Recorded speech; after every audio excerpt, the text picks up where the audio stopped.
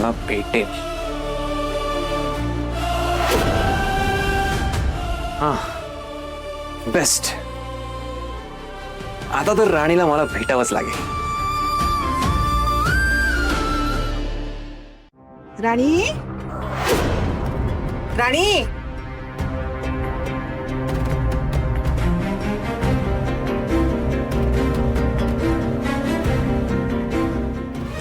हाय, काय झालं? राणी बाळा, माझं एक काम करशील का ग? हो करेन की. सांगा काय काम आहे? अगं थोडं सामान आणायचं होतं दुकानातून. बघ ना, नेमकं अजित घरात नाही तर त्याला सांगितलं असतं. तू जाशील? नाही नाही ठीक आहे, मी जाते ना. अगं आपल्या वस्तीजवळ एक दुकान आहे की नाही, त्या दुकानातनं सामान आणायचं होतं. हे बघ, ह्या यादीमध्ये ना सगळी लिस्ट लिहिली मी सामानाची. तेवढं घेऊन ये. पण वस्तीच्या इकडे मी कुठलंच दुकान नाही पाहिलंय.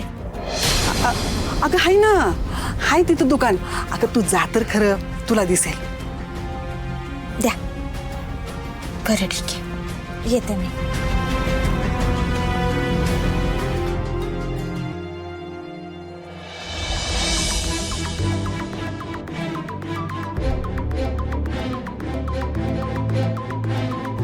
अरे इथं तर कुठलंच दुकान नाहीये.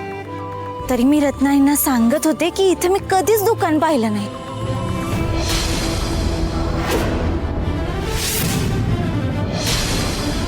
तुम्ही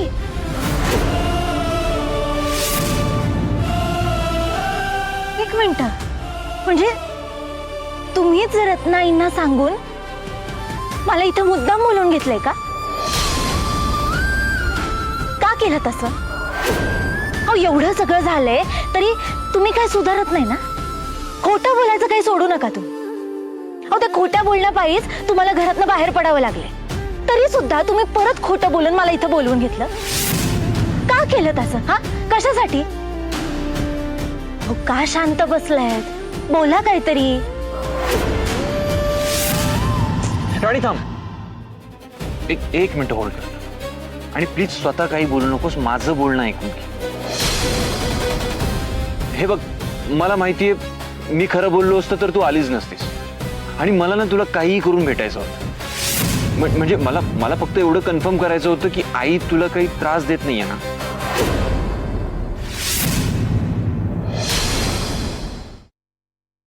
हे असं तू अविश्वासाने बघतेस ना माझ्याकडे, तिथे सगळा प्रॉब्लेम होतो.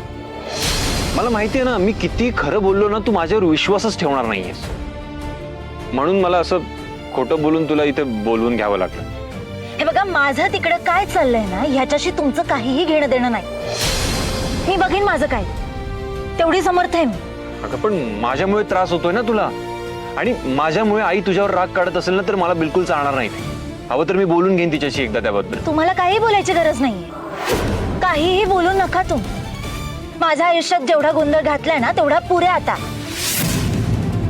आणि आता तुमचं हे चांगुलपणाचं ढोंग करून झालं असेल ना तर ते सांगा मला, म्हणजे जाते मी.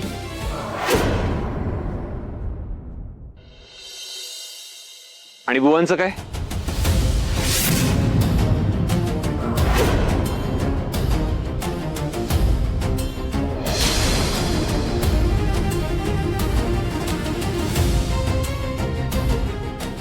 म्हणजे मान्य आहे मला तुझा जो काही राग आहे माझ्यावर, पण मला असं वाटतं की बुवांना शोधण्यासाठी तरी आपण दोघांनी एकत्र आलं पाहिजे.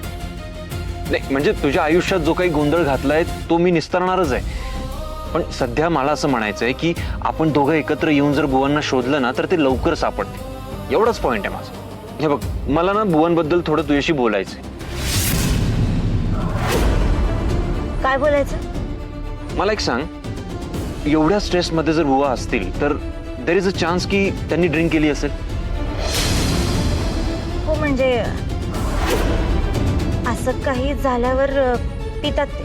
हां, आणि मग ड्रिंक केल्यानंतर ते युजली बिहेव कसे करतात, म्हणजे कुठल्या गोष्टींवर कसे रिॲक्ट करतात?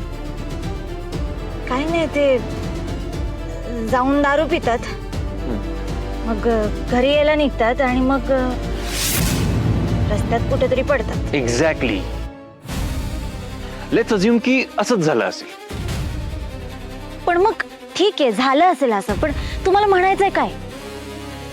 मला असं म्हणायचंय की see I don't know exactly but मला असं फील होतंय की बुवा दारू पिले असतील त्यानंतर ते घरी जायला निघालेही असतील पण मग ते बेशुद्ध पडले असतील कुठेतरी आणि त्या अवस्थेत त्यांना कोणीतरी किडनॅप केलंय. बुवांना कोणी का किडनॅप करत? ते एकतर कोणाच्या आदत मदत नसतात, ते कोणाशी वाद सुद्धा घालत नाही.